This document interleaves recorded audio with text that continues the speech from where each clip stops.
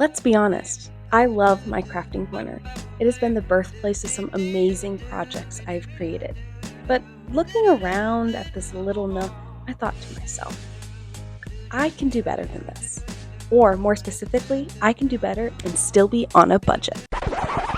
Okay, so technically I wasn't on a set budget, but throughout this process, I'd made lots of DIYs and cost-effective alternatives. Let's get into it. But first, don't forget to subscribe to my channel and like this video as it really supports my channel. Thanks. I knew that the first thing I wanted to tackle would be the walls, but I had to think of a cost-effective and renter-friendly option. Wallpaper came to mind, but not peel and stick because that stuff is crazy expensive. Instead, I found a cheaper option, using liquid starch.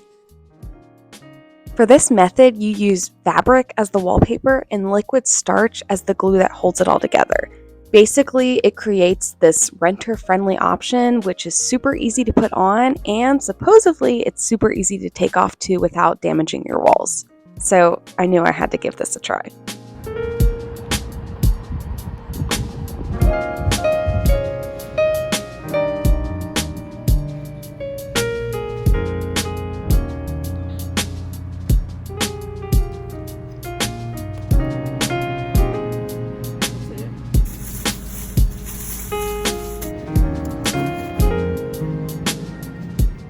Alright, so the first thing I did, of course, was clear the space and take everything off the walls.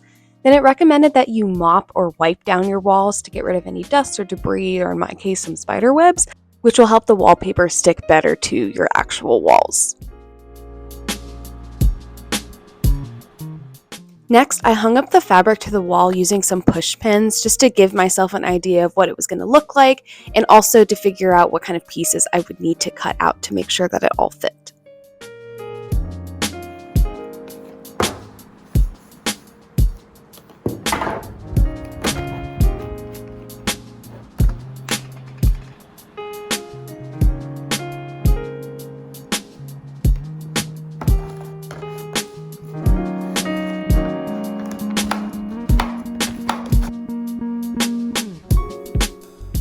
Alright, here comes the fun part. To apply the wallpaper, you take a layer of the liquid starch and roll it onto the wall first.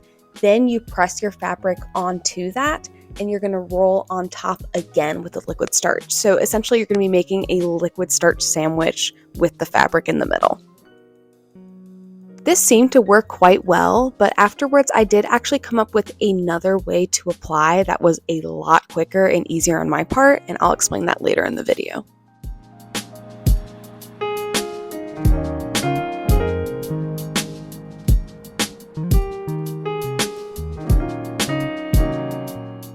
During this process, you're going to get some air bubbles. Make sure you get them out while the fabric is still wet, because once it dries, they become super noticeable and they're not going to go anywhere.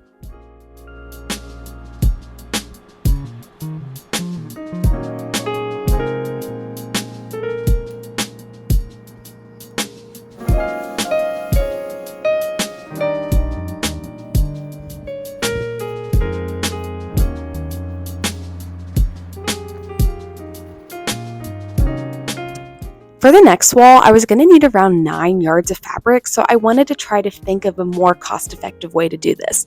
At Walmart, you can actually buy fabric that's already cut out, and I decided to dye it, which is what you see here. If you want to see a more in-depth process of me dyeing things, you can look at my last YouTube video. I dyed a pair of overalls green. Don't forget to watch that. I'll put it in the description below. Because the fabric was pre-cut, it ended up being around $3 per yard, and if you know anything about fabric, you know that that is an awesome price. I went with the coral color from Rit Dye, and I added a little bit of lemon yellow to it as well to try to get it a little bit more of a peachy color. I ended up soaking this for way too long, and it came out a lot brighter than I expected it to, but we still made it work.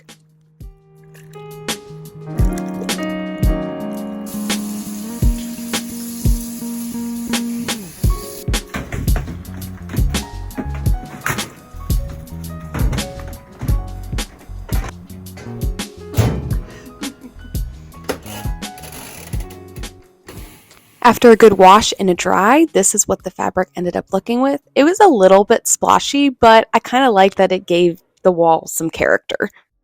Okay, so here's my shortcut for putting up the wallpaper. First, with push pins, I put the wallpaper exactly where I wanted to, lined up all the lines, and then I painted liquid starch on top of it. I just did a thick enough coat that it would go straight through the fabric and onto the wall as well. For the hard to reach places, I used a paintbrush. This went a lot quicker, and I wish that I had done this to begin with. Okay, so I know what you're thinking. This is quite the color combination. Keep in mind when this dries, it will be lighter. But I'm going to put up on the screen right now the color palette that I am going for this project, so they actually fit in quite well. With the walls all finished, I was able to move on to the next part of the project. I needed a major upgrade to the chair that I was using, so I went from a kitchen table chair to an actual proper office crafting, whatever you want to call it, chair. I got this chair brand new in a box off of Facebook Marketplace. It was originally $75. You know how much I paid? $25. I saved $50 just for using Facebook Marketplace. Next is a better ironing board setup. The ones I've been using was literally a mini one from Walmart. So I was able to find one on Facebook Marketplace for $8. I did not realize how expensive new ironing boards are. They're like $80. So anyways, I took this one from $8. I got some spray paint and decided to spray paint the metal part and then get a new cover for the top part of the ironing board.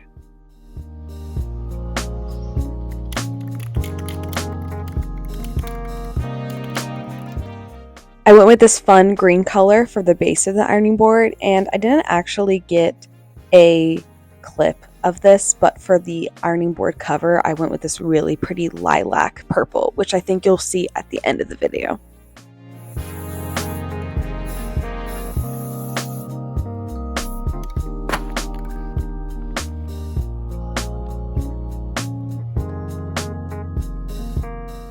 One of the ideas I had was to install pegboard onto the wall to help store some of my sewing items.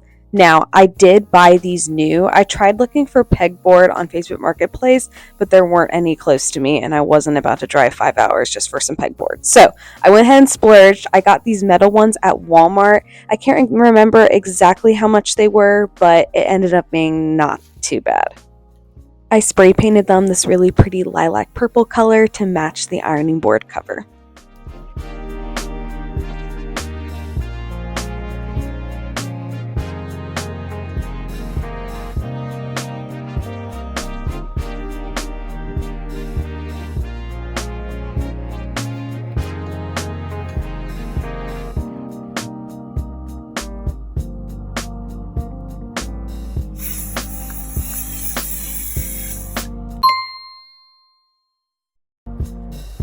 And we are in the final lap with the finishing touches. So I got this beautiful cloud shelf from, can you guess? Of course, Facebook Marketplace. It was $10. I hung that up. And then I went on to do all of the other little things like updating the pegboard and cleaning and tidying and all of that fun stuff. I loved it. This part was extra fun. I didn't film this part, but I also hung up some beautiful artwork, which you will see in the reveal. So, let's get to it.